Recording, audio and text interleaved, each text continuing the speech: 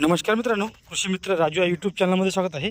तर मित्रांनो, बरेच शेतकऱ्यांना यावर्षी बेड करायचे होते, परंतु पावसामुळे त्यांची बेड जी आहे हे तयार झालेली नाही।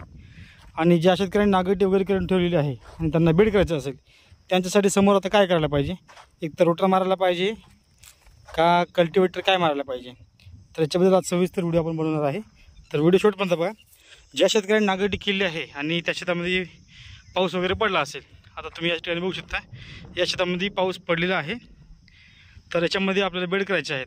तर याच्यामध्ये आता तुम्हाला याच्यामध्ये रोटावेटर करता येणार नाही, कारण रोटावेटर जर केलं जमीन सर्व धापून बसल्यासारखी बसते, म्हणजे कडकपणा येते, त्याच्यामुळे बेड जे आहेत तुमची व्यवस्थित पडणार नाही। तर याच्यामध्ये काय करावं लागेल, एक तर तुम्हाला वखर पास करावं लागेल ट्रॅक्टरवरची, किंवा कल्टिवेटर करावं लागेल। 9 फणाची जी कल्टिवेटर असते ती कल्टिवेटर तुम्हाला करावं लागेल सुरुवातीला। आता याच्यामध्ये तुम्हाला तणसुद्धा निघलेलं थोडंफार दिसेल, म्हणजे जे तण निघलं आहे ते सुद्धा संपूर्ण मरून जाईल। त्याचबरोबर जमीन थोडीशी भुसभुस असल्यामुळे बेड चांगल्या पद्धतीने पडेल त्या ठिकाणी। तर या पद्धतीने तुम्हाला जे आहे हे नियोजन करायचं आहे।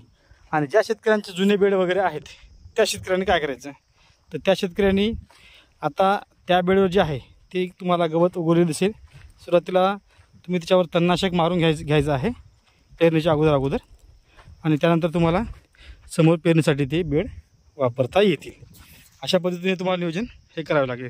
आणि खताचं नियोजन जर तुम्हाला करायचं असेल तर अशा जर ओलीमध्ये जर तुम्ही खत टाकलं आणि एखाद्या वेळेस पाऊस वगैरे पडला तर ते खत ॲक्टिव्ह होते, आणि ओलीमध्ये जरी खत राहिलं तरीसुद्धा ते ओलीमध्ये खत ॲक्टिव्ह होत असते। तुम्हाला आता एकच पर्याय आहे, ते म्हणजे पेरणीच्या 1-2 दिवस अगोदर तुम्हाला बैलाच्या सहाय्याने जे आपण सरते म्हणतो किंवा मोघे म्हणतो त्यांना तुम्हाला पेरून घ्यायचं आहे, किंवा बेडच्या दोन्ही मधोमध हे फेकून सुद्धा तुम्हाला देऊ शकता। जर तुमचा विचार असेल की मी समोर खत फेकून देतो आणि बेड तयार करतो, तर ओल असेल जमिनीमध्ये तर शक्यतो माझ्या हिशोबाने ते खत फेकू नका, कारण की ओल असल्यामुळे खत जे आहे हे तुमचं ॲक्टिव्ह होते, आणि तुम्ही आज खत फेकशाल आणि 15 दिवसांनी पुन्हा पेरणी करशाल, त्याच्यामध्ये खत तुमचं तोपर्यंत ॲक्टिव्ह झालेलं असेल, आणि जे खत जे तुमच्या पिकाला न लागतं तणाला जास्त लागून जाईल। त्याच्यामुळे शक्यतो यावर्षी तर मला शक्य होणार नाही। खताचं जे आपण दरवर्षी व्यवस्थापन करतो की पहिल्यांदा खत फेकून देणे नंतर बेड ओढणे, हे दरवर्षी आपलं असते, परंतु यावर्षी जास्त पाऊस असल्यामुळे ते जे प्रयोग आहे आपल्याला करता येणार नाही। आणि जे शेतकरी यावर्षी सर्व नंबरवर करणार आहेत त्याच्यामध्ये 2 पद्धती करू शकता। तुम्हाला जर 2 ओळी करायचं असेल बेडवर, तर साधारण तुम्हाला बेड जे आहे हे 3.5 फुटाचा करायचा आहे, आणि बेड ओढताना शक्यतो तुम्हाला परफेक्ट साडते नेण्यासाठी ते संपूर्ण अरेंजमेंट जे आहे हे तुम्हाला व्यवस्थितरित्या करावे लागेल। आणि शक्यतो तुम्हाला टेप त्या ठिकाणी ठेवा, म्हणजे 3.5चा बेड पडत आहे का त्याच्यापेक्षा थोडंसं मोठा पडत आहे। जर तुम्हाला 3 लाईन लावायचं असेल तर मग तुम्ही 4.5चा बेड करू शकता। जमीन हलकी असेल तर तुम्ही 4 फुटावर 3 लाईनीसुद्धा घेऊ शकता, जमीन मध्यम असेल तर 4.5 फुटावर 3 लाईनी जबरदस्त त्या ठिकाणी होऊ शकतात। तर आपण यावर्षी जे आहे ते आपण 4.5 फुटावर 3 लाईनीचा प्रयोग यावर्षी करणार आहे। 2 झाडांतर अंतर 7 इंच, एका ठिकाणी 4 बिया, या पद्धतीने एकरी साधारण 20 ते 22 किलो याप्रमाणे आपण टोकन पद्धतीचा वापर करणार आहे। याच्यामध्ये आपण आता कसल्याही प्रकारचे अंतर मशागत करण्याची गरज नाही। जे तण आलेलं आहे आता याच्यामध्ये तण उगवून येणार आहे आपल्या जुन्या बेडमध्ये, तर याला आपण राऊंड अप वगैरे मारून हे तण जे आहे हे नष्ट करणार आहोत सुरुवातीला, कारण की हे जे आता गवत निघत आहे बारीक बारीक हे आता परेशान करणार आहे। त्यासाठी राऊंड अपचा वापर आपल्याला पेरणीच्या अगोदर हे करावा लागेल, म्हणजे जेणेकरून तणाचं चांगल्या पद्धतीने व्यवस्थापन जे आहे हे आपल्याला करता येईल।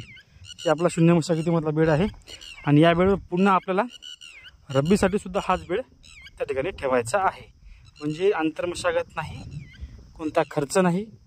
आणि याच्यामध्ये जर खताचे व्यवस्थापन करत असेल तर आपण तुम्हाला माहीतच असेल आपण टोकन मशीन सहाय्याने खताचे व्यवस्थापन करत असतो।